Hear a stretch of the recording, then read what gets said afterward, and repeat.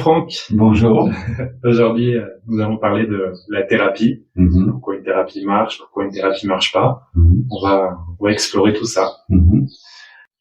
Tu as parlé d'argent. Pourquoi c'est si difficile pour un thérapeute de demander ce qu'il mérite? On va toucher les mémoires archaïques, les mémoires transgénérationnelles. Le thérapeute, il a souvent il part et commence avec le syndrome de l'imposteur. Pourquoi? Parce que l'énergie, c'est invisible. Donc, c'est impalpable. C'est pas, comme quelqu'un qui va vendre un kilo de tomates. Les tomates, tu peux les sentir, c'est de la matière. L'énergie, non. Oui, on le ressent en soi, bien sûr, mais c'est pas visible. Et c'est pour ça que le réseau de confiance est très, très important. Quand un thérapeute s'installe quelque part, il y a toujours un certain temps nécessaire pour que justement se tisse ce réseau, que finalement des personnes, oui, qui ont eu une séance disent, ah oui, ils en parlent aux autres. Finalement, c'est ce qu'on appelle l'épreuve sociale. Voilà.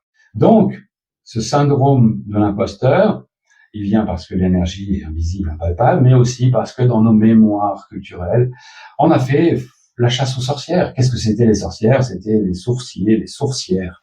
Ceux qui savaient trouver des sources, des cristaux, on en a déjà parlé dans la géobiologie, ils connaissaient les plantes, ils connaissaient la nature, ils voyaient parfois les choses, l'invisible, ils savaient guérir les gens avec des moyens naturels parce qu'ils avaient une grande connaissance de la vie et du vivant. Sauf que forcément, c'était des entraves à l'institution religieuse. Voilà, donc il y a eu l'Inquisition. Ces mémoires sont ultra puissantes en nous, thérapeutes. Pourquoi?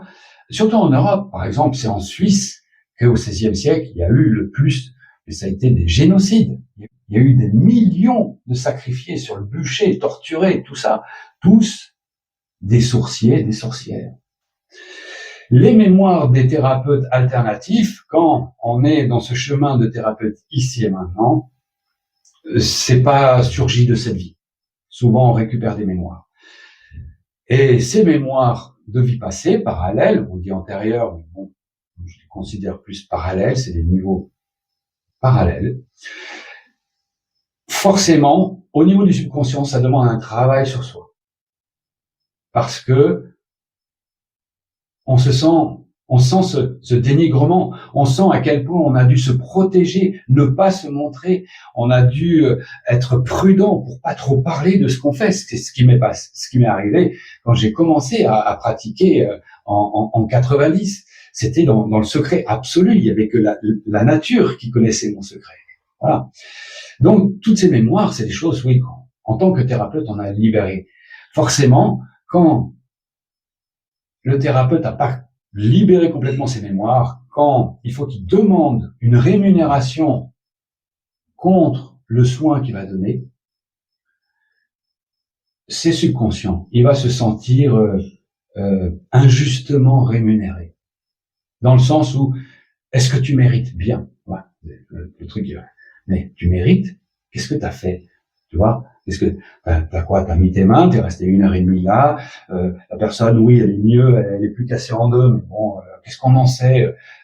Elle repart avec rien. Tu vois, t'as le mental qui vraiment, il reprend la vague de ses mémoires émotionnelles, mémoires cellulaires aussi, enfin plus dans la tête.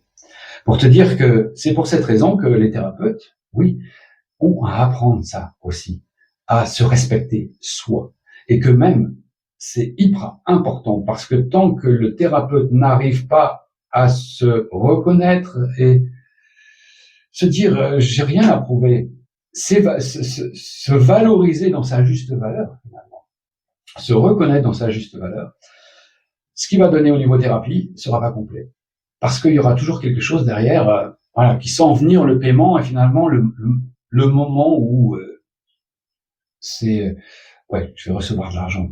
Voilà. Et le mental, même s'il dit rien, il y a le subconscient qui raconte l'histoire chaque fois. Donc ça, c'est des choses, oui, à libérer. C'est pas facile parce que le thérapeute a d'abord à conquérir sa voie pratique.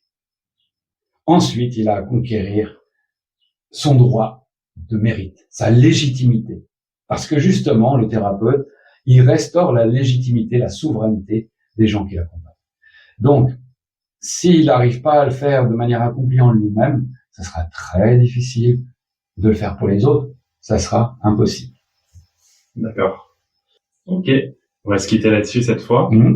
On retrouve tous tes liens pour travailler avec toi, pour demander des séances, pour se former en biographie en description de la vidéo YouTube, j'imagine. Oui, en description, ouais. Ben, le site, c'est potentielillimité.net. Potentiel illimité sans accent à la fin, .net. Et là où il y a tous les services qui sont justement issus du Suisho Reikilo. Ces services dont on parle dans les podcasts, notamment la géobiologie des 6 éléments, la thérapie énergétique, et puis on parlera d'autres modes de pratique aussi. Super, merci. Merci. À très vite.